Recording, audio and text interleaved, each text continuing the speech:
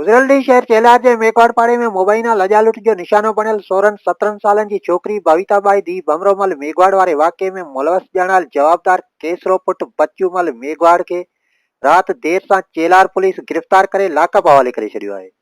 इन सिलसिले में ज़रियनि जो चवणु आहे त मज़कूरा वाक़े जो PPMPS सुरेंद्र वलासाई सख़्ती सां नोटिस वठंदे SSP हसन सरदार न्याज़ी खे जवाबदार ख़िलाफ़ कानूनी कार्रवाई करण जी गुज़ारिश कई, जंहिंखां पोइ SSP जे हुकम ते चेलार पुलिस जवाबदार ॼाणायल केसरो पुट बच्चूमल मेघवाड़ ख़िलाफ़ FIR नंबर 7/2021 कलम 376 PPC तहत केस दाख़िल करे खेसि गिरफ़्तार करे वरितो। ज़रियनि मूजिबि जवाबदार केसरो मेघवाड़ खे गिरफ़्तार करण खां पोइ पुलिस हिन जो मेडिकल चेकअप करायो आहे ऐं गॾोगॾु मुतासिर छोकिरी भविताबाई जो बि मेडिकल चेकअप करायो वियो आहे ऐं छोकिरी जी शुरूआती मेडिकल रिपोर्ट में साणसि जिन्सी ज़्यादती जी तस्दीक पिणु थी वई आहे। ॿिए तरफ़ मिठी पुलिस जे तर्जुमान मूजिबि मज़कूरा वाक़े में चेलार पुलिस तां गिरफ़्तार थियल जवाबदार केसरो मेघवाड़ छोकिरी सां ॾाढाई करण जो एतराफ़ कयो आहे, जंहिंखे कानून मुताबिक़ कोर्ट मां सख़्त सज़ा ॾियारी वेंदी।